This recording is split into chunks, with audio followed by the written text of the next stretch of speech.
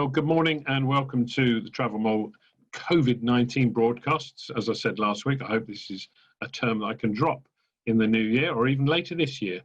But until then, that's what they are. And today, however, I am delighted, as always, to have a new guest. And the guest today is Rob Joliffe, who is the Managing Director of Digital Spring. Good morning, Rob.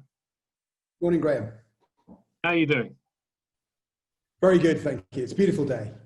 You look very bright there. I can only see your face and everything else is white. Yeah, that's right. Yeah, I'm actually at my dining room table here in Compton in Surrey. All right. Working from home has taken on all sorts of new connotations and new rooms and new adaptations. Rob, you run Digital Spring. Perhaps you can tell me a little bit about the company to start off with. Not everybody's heard of Digital Spring, unfortunately. So perhaps you could tell me where you've come from, what you do, what services could I get from you? Absolutely. So Digital Spring is a full service digital and content agency and media agency. So we specialize in the travel sector. And essentially there's sort of three broad parts of our capability. One is digital content. So we produce and deliver digital content ranging from video, snackable social content, longer form video, features content and that kind of thing. So destination content is really part of what we do. The second thing that we do is distribute. So distribute that content using multiple media channels. So we plan, buy media. We focus primarily on digital, but not exclusively digital. And then the third strand is data. So we are a specialist in using data to drive performance and insights. And those three pillars, if you like, combine in a lot of the campaign that we do for clients. And primarily our clients tend to be DMOs, so destinations. So we do a lot of work with lots of destination companies. And if you can think about a destination, the chances are we've worked with them. We are global, so our footprint is global. We were actually acquired by MMGY Global, which is the world's largest travel marketing services agency, in April last year. So we're really excited about being part of that group, and it obviously gives us an opportunity to do what we do on a more global level. So I would come along. I run a DMO. I run Visit Somebody, and I say, look, I want a campaign. I want to, we've got this brand. I want to get it out a bit more. You plan the campaign. You distribute it. Do you buy the media as well for the client? Absolutely. So within each of those silos of capability, we do pure play activity. So if clients want a pure media planning and buying capability, we do that, and we've got lots of client contracts where we deliver just that service. And similarly, a lot of the services that we offer are fully integrated. So if a destination wants to think about how they market themselves, we can work with them to produce brand stories and create the content. We can then work with them to distribute that content and distribute that messaging to their audiences at scale. And then we can use data to constantly refine and drive performance. So we kind of do the full service, but we can also do the individual aspects of each of those services individually. Well, it's obviously it's a changed landscape now. We're now almost into mid to late September. When you started this year, you must have been thinking, this is, we're part of MMGY, fantastic. But then the pandemic came along and DMOs have pretty much around the world have almost shut down in terms of there's no point in, the attitude would be there's no point in marketing, nobody can travel, we haven't got any money anyway. And when we do come back, we want to do, what is it that they want to do when they come back? Well, that's quite a good question. I think what we're seeing, interestingly, is as you say, obviously, was it end of March, early April last year? There was very much a pause because there were a lot of campaigns going on that were delivering certain messaging into the marketplace that completely had to change. So basically, the initial phase was we saw obviously a lot of DMO clients pausing and reflecting on how they cope with what's going on. But now we're seeing kind of essentially four things really that are kind of happening that we're sort of both encouraging our clients and we're seeing clients actually do this. So the first thing, interestingly, is we're actually seeing an increase in the share of digital that clients are deploying into the market as compared to their total media mix. So we're seeing digital coming to the fore. And there are, I guess, a few reasons for that. One is obviously that, with the incredibly fluid landscape that we find ourselves in, with travel restrictions, being applied and then relaxed, no one really knows, which destinations are going to open up next and which destinations are going to shut down. So this level of flexibility lends itself to digital messaging. So often clients need to pivot their messaging really quickly based on what is essentially a constantly changing landscape. Particularly channels like social and programmatic allow destinations to reach hyper-targeted niche audiences and change their strategies and messages on a dime. And so I guess the first thing is really almost a flight towards digital, almost away from traditional. And you can kind of see, I don't know whether you've seen this, Graham, there's been a few examples of sort of slight cautionary tales where you've seen destinations quickly go into market with perhaps print advertising based on the news that travel restrictions have been relaxed, only to find that travel restrictions are reimposed and the messaging becomes out of date even before the copy deadline or post copy deadline. So I think, that's why we're seeing very much social programmatic is coming to the fore. When you say programmatic, what do you actually mean by programmatic? What I mean is basically is display and advertising activity delivered digitally via ad exchanges and using data.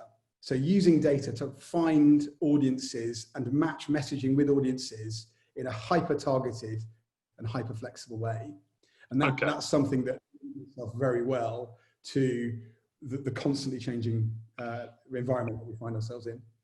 Okay, so for example, I noticed that you did some work with Visit Scotland or Dumfries and Galloway, Aberdeenshire, about wildlife and bird watching. How did data help you there? Well, so basically with that campaign and similar campaigns, what we're able to do basically is to deliver content, and in that case it was related to wildlife and in fact very specific niches around bird watching. What we're able to do is based on 30-day web behavior and based on the data that we collect as part of our data management platform, we're able to basically deliver wildlife and birding and nature content that focuses on Scotland and Dumfries and Galloway to audiences who we know have accessed wildlife and birding travel content in the last 30 days. And we can do that in specific markets down to cities.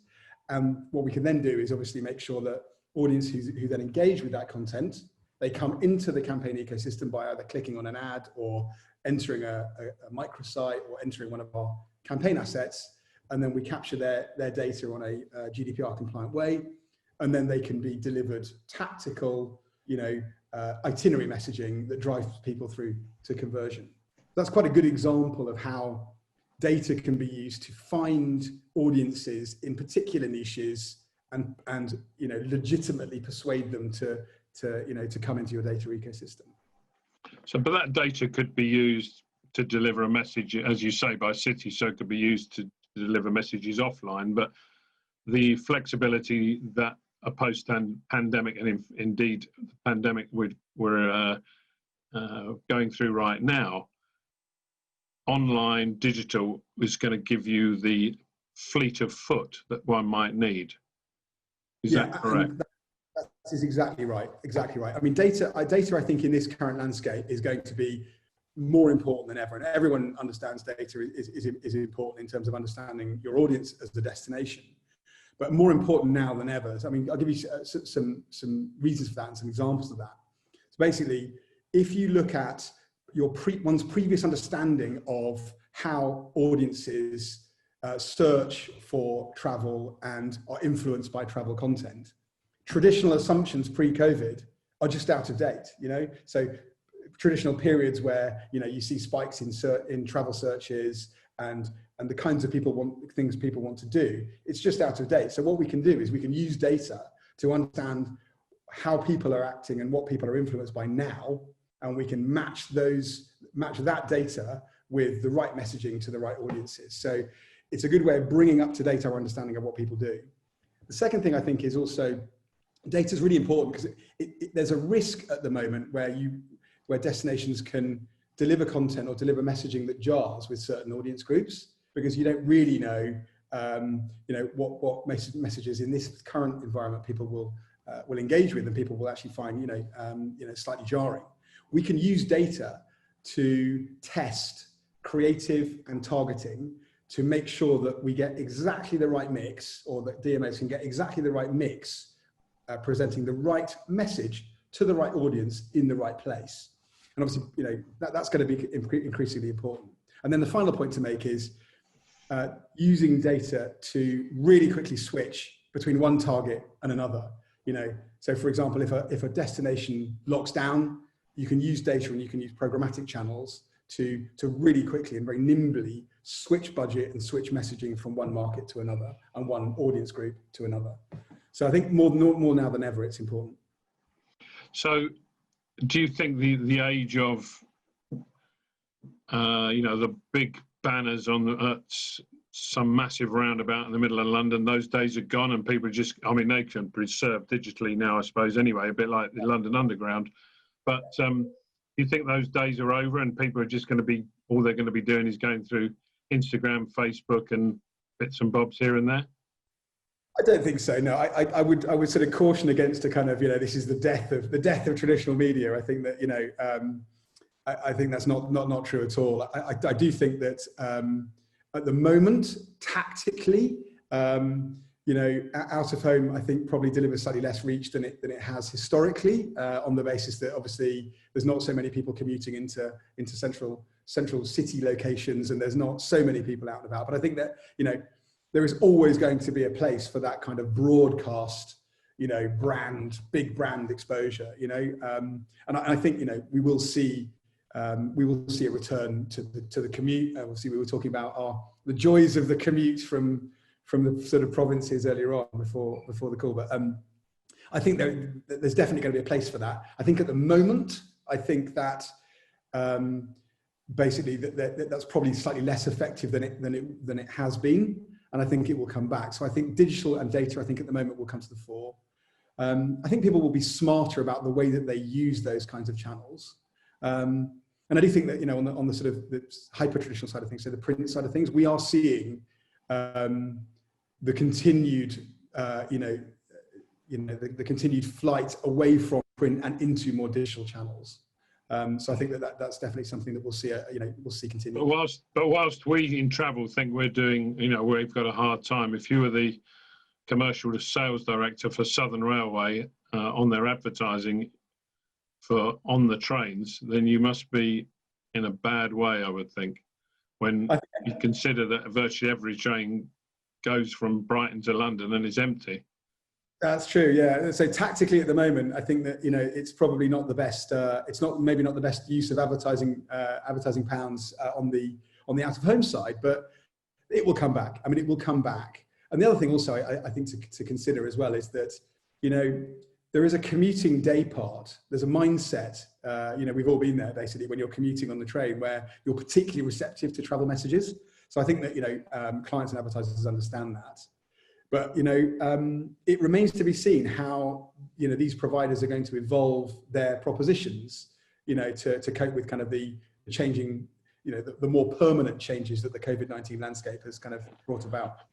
Do you think there will be? Have there been new innovations as far as digital advertising is concerned, or taking opportunities that already present themselves? And one, I'll just give you a small example, but you may have more. But for example, if I go into a pub in the centre of London and I hook onto their Wi-Fi, normally, yes, I have to put my email address in and all that sort of stuff, and then I delist about, as soon as they send me anything, I unsubscribe.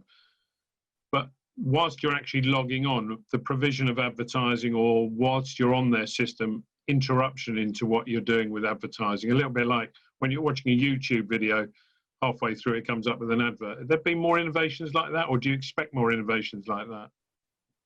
Yeah, it's a constantly evolving and moving landscape. So yes, there will definitely be more innovations like that. One example that we use very effectively for our clients is dynamic advertising. So it's basically using AI.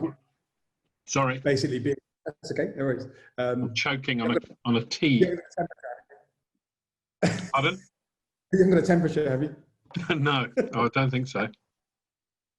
So basically, yeah. So dynamic advertising is one innovation that we're using a lot with our clients, which basically allows us to automatically match creative and messaging to audiences that we find within our data management platform.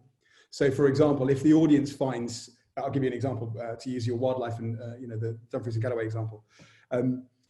Basically, if the DMP, if the data management platform finds an audience that has recently searched for or recently reviewed wildlife and birding content, the platform automatically serves that person an itinerary that has birding and wildlife at the center of it.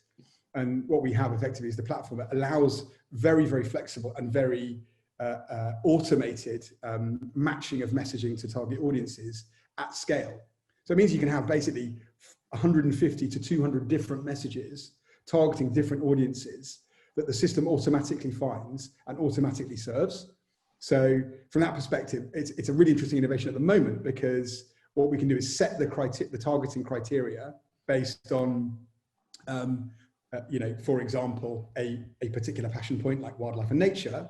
But we can also set this criteria that it must be contextually negatively targeted towards COVID-19 use, which means that the page on which it serves will definitely not have any negative content around coronavirus and travel restrictions and that kind of thing, all of which are really important at the moment. One other thing that I'll mention as well is around changes to the way that browsers are treating what's called third-party cookies.